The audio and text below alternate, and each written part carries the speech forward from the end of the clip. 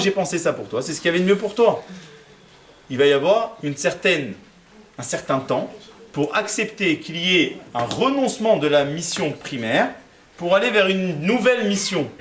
Et c'est pour ça, c'est une des raisons pour lesquelles lorsqu'il y a une conversion, il faut qu'il y ait un laps de temps pour qu'il y ait l'acceptation de la conversion de manière définitive. En aucun cas, la conversion peut se faire de manière automatique. Alors que normalement, on devrait dire, attends, au contraire, tu viens, il y a des gens qui veulent adhérer à ta religion, ben accueille-les à bras ouverts.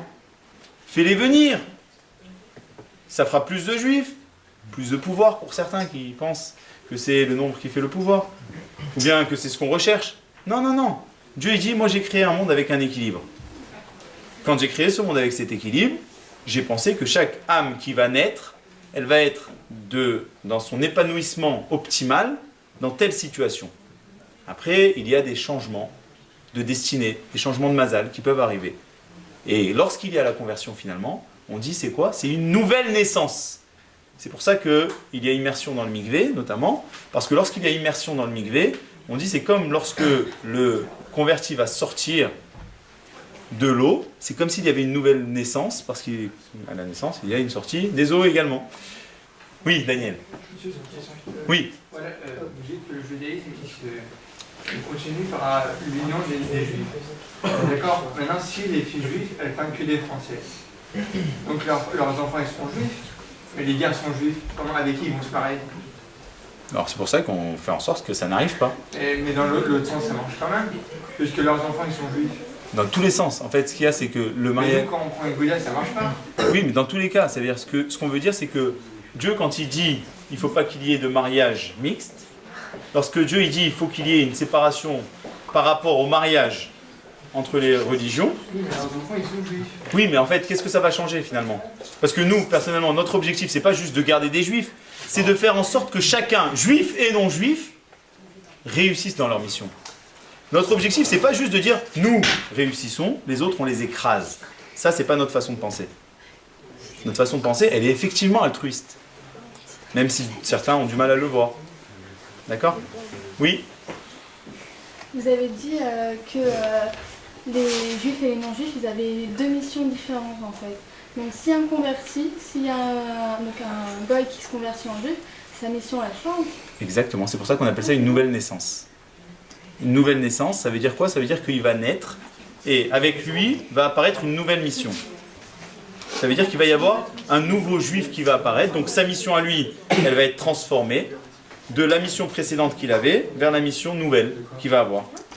Enfin, je comprends, ça veut dire que la mission qu'il avait à la base, elle est... sera plus la même. Voilà, exactement. Puisqu'il change de peuple, c'est comme si au début il était commercial pour aller vers Lille, et maintenant il va être commercial pour aller vers Marseille.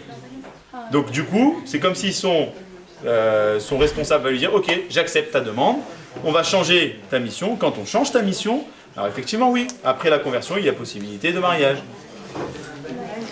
Oui. Mais si on a le choix de changer sa mission, du coup, un juif qui veut avoir une mission d'assimiler, enfin de goy, il peut changer sa mission aussi? C'est une excellente question que tu as. Alors, en réalité, là, il va y avoir un problème. Pourquoi? Non, c'est une excellente question que tu poses. Comment se fait-il que dans le judaïsme, on n'accepte pas une personne qui voudrait renier son judaïsme? Une personne qui se convertit à l'islam, une personne qui se convertit au christianisme, et qui est d'origine juive, sa conversion est nulle et non avenue. Pourquoi? Parce qu'en fait, comme on l'a dit tout à l'heure, être juif, c'est une mission particulière qui implique des responsabilités. Et ces responsabilités-là, elles ne sont pas annulables. Ça veut dire quoi? Ça veut dire que toi, en tant que juive, tu as une responsabilité que personne d'autre que toi ne peut réaliser. Ça veut dire que si toi, aujourd'hui, tu dis bah, « moi, je me désiste », je ne veux pas faire ma mission. Eh bien, il va y avoir un autre juif qui va venir, qui va dire « Non, non, tu viens. » Ben attends, laissez-moi tranquille.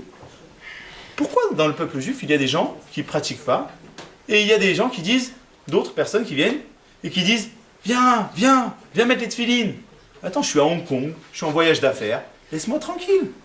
Il y a des personnes qui vont payer des locaux, qui vont tout faire pour que les personnes qui sont loin de leur lieu de culte puissent pratiquer leur judaïsme. Et pourquoi laisser tranquille? Tu vas voir quelqu'un qui est en train de manger du porc, tu vas dire attends, c'est pas bien ce que tu fais. Mais qu'est-ce que ça te change à toi? Parce qu'en fait, toi, moi, tous ceux qui sont ici, on fait partie de la même équipe. Et l'exemple qui est donné généralement, et qui est tellement donné qu'après il est difficile à donner, de dire, c'est comme une personne qui est dans un bateau et qui veut faire un trou dans sa cale. On lui dit, non, non, ne fais pas ça. Pourquoi? Tu coules, tout le monde coule. Ça veut dire que c'est comme dans une équipe de foot, il y en a un qui dit, moi j'arrête de jouer. Hein? Quoi? Tu fais quoi? Mais on peut pas. On a besoin d'une personne à chaque poste. Pourquoi? Parce que chacun va être complémentaire de l'autre. Donc, comme chacun est complémentaire de l'autre, ça veut dire que chacun est indispensable. Donc toi, si demain tu me dis, moi, ça y est, le judaïsme, j'arrête, je te dis non, c'est pas possible. Pourquoi? Parce que j'ai besoin de toi.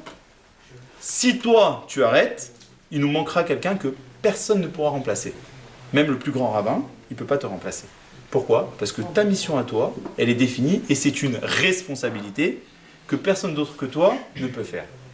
D'accord? C'est pour ça que dans le judaïsme, une personne même qui est loin, on dit elle est juive, elle reste juive. Pourquoi? Parce que sa mission, il n'y a que elle qui peut la faire.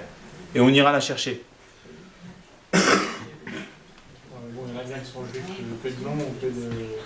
Ils sont fous de la religion, ils sont fous de tout, ils font jamais rien. Donc après leurs enfants, ils vont les élever ni dans la religion, ni dans rien du tout. Donc eux-mêmes, c'est-à-dire que même ces enfants-là, ils auront aucune leçon. Très bien. Alors maintenant, en fait, à partir du moment où tu nais juif, on t'attribue une mission. Et on a vu combien d'histoires de personnes qui sont nées très loin de la religion, même des personnes qui ne savaient pas qu'elles étaient juives lorsqu'elles sont nées, et finalement, à 20 ans, 30 ans, 40 ans, elles ont découvert leur judaïsme, et qui ont finalement rempli quelque part une part de leur mission. On ne le saura jamais, puisque nous, on ne connaît pas les missions de chacun. Mais on voit des fois des grandes œuvres qui ont été faites par des personnes qui étaient loin à la base, et finalement qui ont fait des choses grandes. Donc nous, on ne peut pas juger une personne. Ce qu'on sait, c'est qu'il y a un tronc commun. Quelle que soit la mission de l'individu, le tronc commun, c'est de pouvoir pratiquer les mitzvot de base. Ça, c'est le tronc commun à toute personne. Après, toi, tu as une spécialisation dans laquelle, moi, je ne pourrai jamais être aussi bon que toi. Et c'est pour ça que moi, je vais tout faire pour que toi, tu sois présent avec moi dans la lutte du peuple juif. Parce que moi, je sais que ce que toi, tu dois faire, personne d'autre que toi ne peut le faire. Et si toi, tu nous lâches, eh ben, il va y avoir un trou. C'est pour ça que lorsqu'on parle du peuple juif, on parle d'une chaîne. Une chaîne, même s'il manque un seul maillon, elle peut faire 10 000 kilomètres, cette chaîne. Il manque un maillon, elle est fendue. Elle ne sert plus à rien. Il n'y a plus de lien entre une extrémité et l'autre. Et donc, c'est pour ça qu'un juif qui dit « Écoutez, mais laissez-moi tranquille avec vos histoires », on lui dit « Non, viens, Kippour quand même ». Alors si c'est pas la mère, c'est la grand-mère. Écoute, viens manger la dafina quand même, c'est une odeur du judaïsme. Et ainsi de suite, jusqu'à ce qu'on essaye de tout faire pour le maintenir avec nous. Ça, c'est toujours notre objectif. Parce qu'on sait très bien, au fond de nous, on ne pourrait pas l'exprimer, mais on sait très bien au fond de nous qu'on est tous un, et que sans chacun d'entre nous, sans chaque individualité, on ne pourrait pas y arriver. Et donc ça nous donne une responsabilité.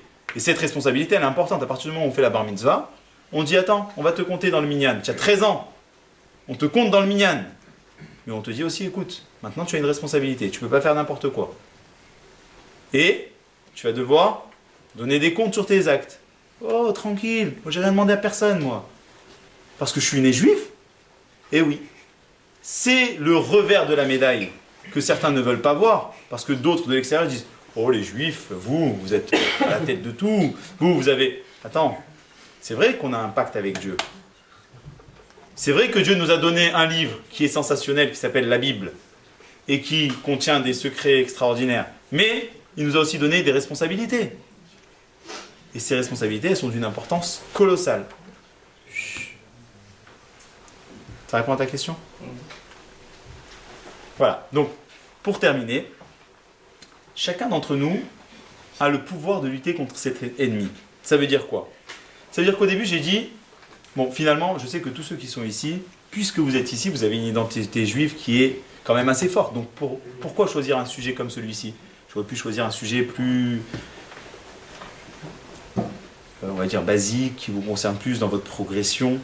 Mais non, pourquoi?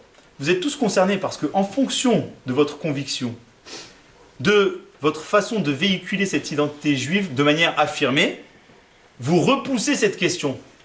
Parce que, qu'est-ce qui se passe quand on pratique notre judaïsme timidement, lorsqu'on n'arrive pas à dire, bon bah, je suis juif, oui, et ça implique des responsabilités. Oui, je suis différent. Tout à fait. Quand on n'arrive pas à assumer cette différence, eh bien, qu'est-ce qui se passe? On rejette notre identité. Quand on rejette notre identité, eh bien, la question, là, elle se pose à fond. Alors que plus on va affirmer notre identité, plus on va assumer notre identité, plus cette question, elle va être repoussée in fine, ça veut dire de manière automatique, sans qu'on ait besoin d'y répondre. Parce que y répondre, c'est quasiment impossible. Ça veut dire que le jour où notre cher Ilan sera invité, ne touche pas à mon poste, et qu'on te posera la question, tu te diras, mais dans le judaïsme, vous n'êtes pas un peu raciste? Et il dira oui. Alors maintenant, cette question, on ne peut pas y répondre. Par contre, on peut montrer pourquoi elle ne se pose pas, et c'est ce que j'ai essayé de faire avec vous. J'espère que j'ai été assez clair. Exactement.